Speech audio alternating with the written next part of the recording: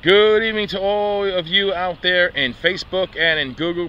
This is Infinitum, and it's a beautiful afternoon at May 2nd, 2015. What this video is all about is about how I would have it in a two-part series. The first part will be pertaining to the possible collapse of our civilization, meaning that either the petrodollar would fail ultimately, or we might engage into a full-scale war with Russia, China, and other countries, which I hope would never happen. The first part will be concentrating on the consequences of nuclear war and what it could bring to us in not only hundreds but even thousands of years from now. The world will never be the same once again, and I hope that will never be the case. However, is that it's best to prepare for the worst and hope for the best. The first part would contain also the collapse of the dollar, the government going bankrupt, and other situations that could bring the entire society that we know of, that we've been living through all our lives, into dissolution.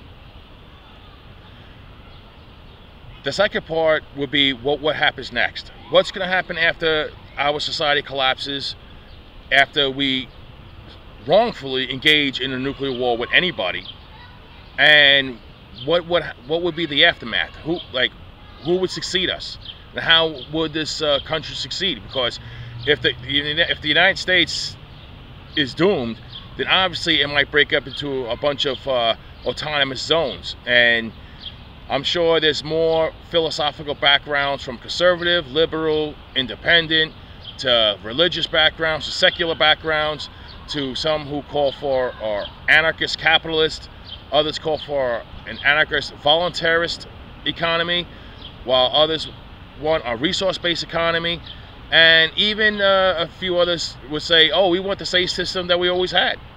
So this would definitely cause a problem, because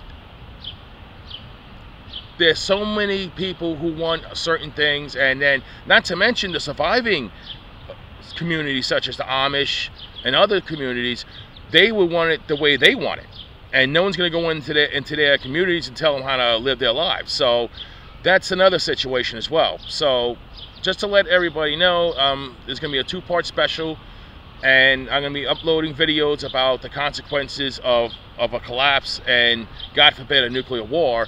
And then the second part is what comes next. What would be the next tier? What would be the next thing we would do after this calamity happens? Because hopefully this calamity will never happen, and that, God forbid, if it does, then